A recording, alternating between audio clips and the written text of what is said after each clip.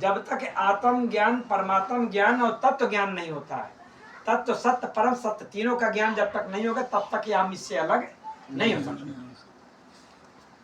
क्योंकि हमारे जीवन में दो मार्ग हैं। हम क्या हैं? हम आत्मा है। अब जो है हमारे जीवन के दो मार्ग हैं। और आगे एक मार्ग है काल का, दूसरा मार्ग है दयाल। इस मार्ग में तीन धारा है। एक है निरंकारी,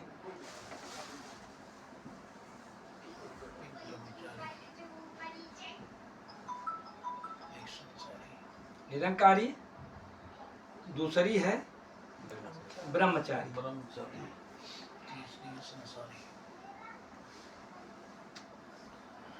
तीसरी है संसारी।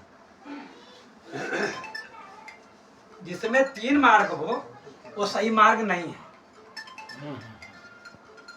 जिसमें तीन मार्ग हो सत्य मार्ग नहीं है। इसमें एक मार्ग है, दातारी। क्या है ये? दातारी।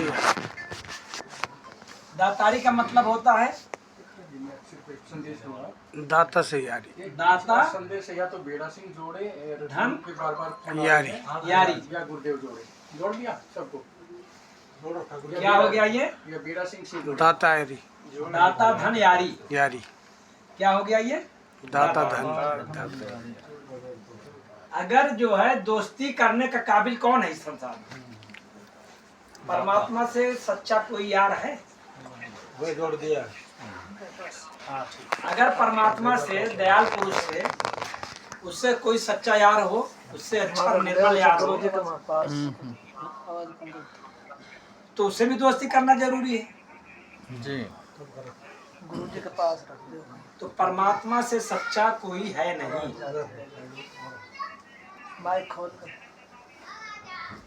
परमात्मा से सच्चा कोई नहीं, इसलिए दोस्ती किससे करनी है? परमात्मा से करनी है। जाना वही है जहाँ जाना, उसको जान करके उससे दोस्ती करना, उससे जुड़ना है, और किसी से इस संसार में जुड़ना नहीं है। तो हम क्या हो जाएंगे जब उससे दोस्ती कर लेंगे, यारी कर लेंगे? क्या हो जाएंगे? दातारी हो जाएंगे। अब हमको क्या कहेंगे संसार में? दातारी। देखिए ये कहेंगे दयाल मुखी, दातारी, हंस। कौवे तो नहीं कहेंगे ना? नहीं। गिद्ध तो नहीं कहेंगे, बगलो तो नहीं कहेंगे ना? हंस। ये हंस है, ये दयाल मुखी दातारी हंस कहलाएगा, पारखी कहलाएगा, तत्व सत्य परम सत्य को जानने वाला कहलाएगा, जड़ चेतन महाचेतन को जानने वाला कहलाएगा, हैं? काल दयाल को जानने वाला कहलाएगा।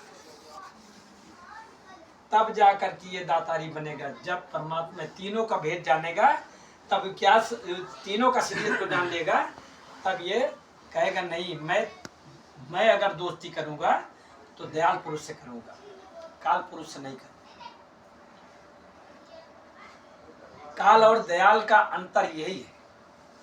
काल संसार का स्वामी है और दयाल इसी से ऐसे संसार, जैसे ये काल का संसार है, ऐसे अनंत संसार का स्वामी है। ये संसार का स्वामी दयाल नहीं है, ऐसे उसके अंदर में पता नहीं अगणित निरंजन है, अगणित काल महाकाल अकाल है। एक दयाल के दायरे में जिसकी सीमा असीमित है, जिसकी सीमा कोई आज तक आंक नहीं पाया, न कोई वेद बता पाया, न कोई शास्त्र बता पाया, न कोई संत बता पाया, हम भी नहीं बता सकते, क्योंकि उसको उसकी सीमा को अनाहत कहा गया, जिसका कोई हद ना हो। तो हद को कौन नापे? उस अनाहत को कौन नाप सकता है? जहां भी पहुंचे वहां इसके आगे भी दिखता है। वेदों ने इसीलिए कह दिया कि नेत नेत, इसके आगे सब, इसके आगे सब, इसके आगे सब, वो भी हार गए। तो इसलिए उस अनाहत की अनाहत सत्ता को हम नाप नहीं सकते। उसके आनंद को ले सकते हैं, उसके सुख को ले सकते हैं, उसको शांति को प्राप्त कर सकते हैं, जन्म जीवन और मृत्यु से वंचित हो सकते हैं उसको प्राप्त करके, ये हम कर सकते हैं, लेकिन उसकी सीमा हम नाप नहीं सकते। इसीलिए उसको कहा गया है अगम। वहाँ कोई गम नहीं है, वहाँ कोई दुख नहीं, गम नहीं। वो निगम, वो कहीं दूर नहीं, निगम माने अपने ही पास में है, नजदीक से नजदीक है। उसको खोजने के लिए किसी तीर्थ स्थल में, किसी स्थान में नहीं जाना पड़ता। उसको अगर आप बाहर खोजोगे तो कभी नहीं, पूरा जीवन आपका बीत जाएगा, नहीं पाओगे। अगर खुद में खोजोगे तो खुद में दिखाई देता है, क्योंकि वो रहने का स्थान उसका हृदय है। रहने का स्थान चेतन है, आत्मा है। वो आत्मा के अंदर प्रवेश करता है, शरीर के अंदर वो नहीं रहता है। किसके अंदर रहता है? आत्मा के अंदर रहता है। शरीर के अंदर जो लोग बताते हैं कि शरीर में परमात्मा, जो उनको कुछ नहीं पता। तो परमात्मा, आत्मा जो है शरीर में रहती है और आत्मा में परमात्मा निवास करता है, उसकी चेतना आत्मा को मिलती है।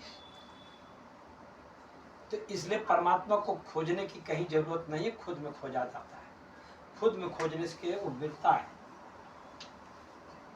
जब आप उसके पात्रता में आ जाए, पल भर में मिलता है। जो कहते हैं ना, पल भर में मिलता है।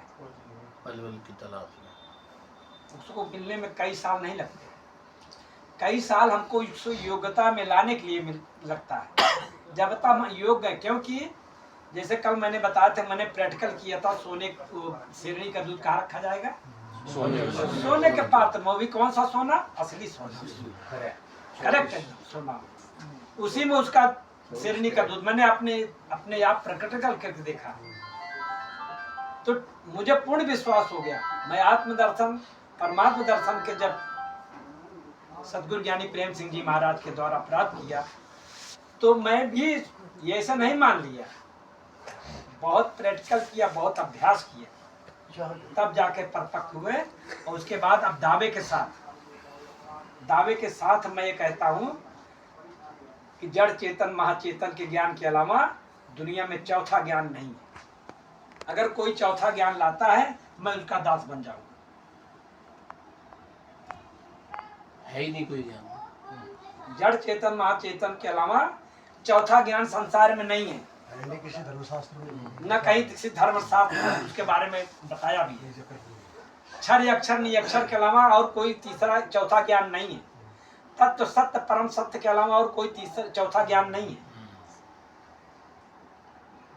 अब इसमें आप समझ गए कि गुरु क्या है, गुरु क्या है। अब समझिए सदगुरु क्या है, इसको भी समझिए। भैया इसमें थोड़ा सा पानी ज्यादा लगाते हैं, अभी ठीक है थोड़ा। गुरु में सारा संसार समा गया।